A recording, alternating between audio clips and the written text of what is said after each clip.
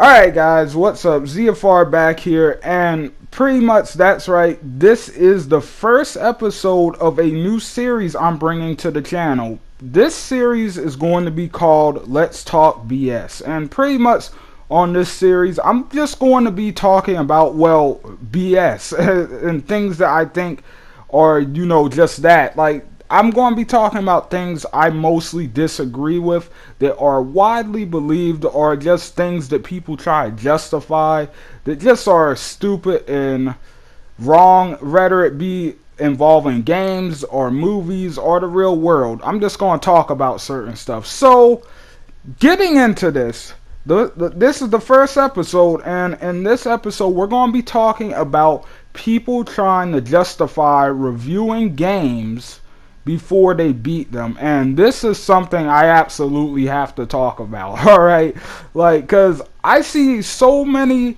people on YouTube trying to do this, whether it be like actual media channels like IGN or GameSpot or whatever, or whether it just be some random YouTuber who tries to justify it. I just have to talk about this, because in my opinion this is completely wrong. You should never, in my opinion, review a game before you beat it. Like, and the reason I say this, is because you never know how a game's going to turn out. Like, the last few minutes of that game can always make or break it. You just never know. And yeah, I know the general excuse is, well, sometimes there's just too many games out at once and there's a bunch to play and all that and blah blah blah, all that kind of stuff, and they're like, we don't have enough time to play through all those games, and that is BS. Alright, listen, I get people have lives, they don't have time to sit around and play games all the time, but if that's the case, then you just don't review whatever you can't beat. Because if you can't beat it, then you shouldn't review it.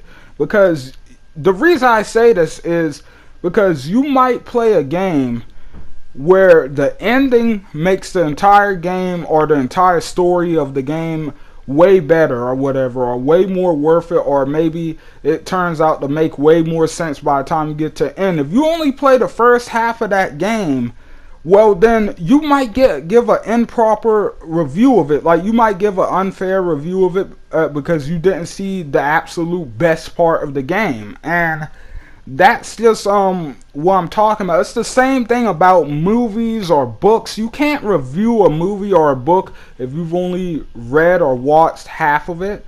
That's not right? So yeah, it's the same thing with games. And like I said, if you don't have enough time to play these games, then places like IGN, let's take them for example. If someone at IGN, a reviewer, doesn't have time to play all these games, well, that's why they have multiple reviewers, and they have people who play the different games, who beat all of them, and who review them. If you can't finish a game, then you just need to not review it. Like, because you can always either, one, just take a little bit longer to release your review. If you have a good following, then you'll get the views anyway, or you can just I don't know, get someone else to review it for you, or hire someone else to review it. I don't know, like, but my point is, you just shouldn't be reviewing the game if you haven't beat it.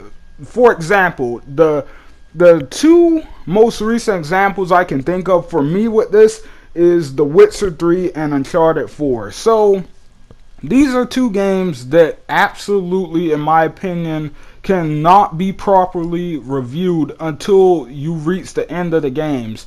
And the reason I say this is because, one, look, let's take a look at The Witcher 3. I know I've talked about this a lot in the past, but I'm just going to speak on it one more time. So, Witcher 3 is a game that most people really enjoyed, that most people loved. It was really highly praised and stuff. It was my favorite game of all time, and pretty much it got 10 out of 10 like across the board, like from a lot of people. But there also is a big group of people who just didn't like The Witcher 3 and who don't understand why the game was so great. Most of these people who didn't like the game did not beat it, and I've just noticed that. Like, I've only met one person. I met one person who said they beat the game and didn't like it. That's all. One person out of everyone these past few years on YouTube. And pretty much the reason is because The Witcher 3 was a game that just wasn't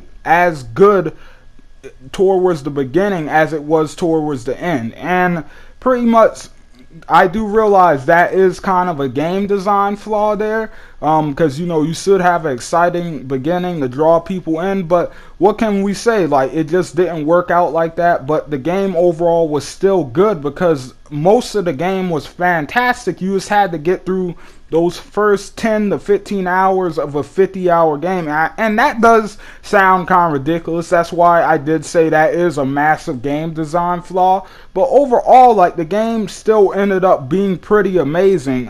So overall, that's one example. Then with Uncharted 4, in my opinion, was an amazing game all the way through until you got to that very last part, the ending. Like, it was so disappointing. Those very last 2 chapters, in my opinion, were so disappointing in Uncharted 4. Like, they build up this big story. They build up all of this conflict between Drake and his brother and all that kind of stuff, and everybody's waiting for something to happen because we all are hearing the advertisements about this being Drake's last event. So then nothing happens at the end, pretty much, except that they move on and have a happy life. Pretty much it ended the same way the third one ended. They're right back where the game began. So it's kind of like that was really disappointing.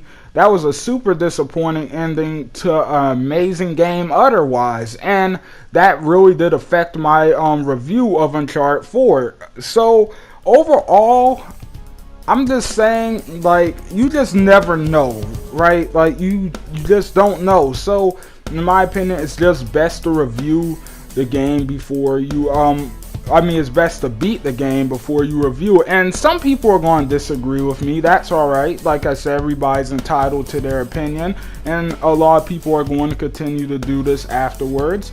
But I'm just saying, in a lot of cases, it usually ends up with reviewers just giving an actually good game a bad rap. That's what usually happens when people review a game before they've beaten it. So yeah, anyway, thanks for watching. I hope you guys enjoyed the video. If you didn't, feel free to hit the dislike, but if you did, hit the like button and hit that subscribe button. Try to hit 200 subscribers before the end of this month. Let's reach for that goal, guys. But anyway, guys, thanks for watching. I will see you on the next one.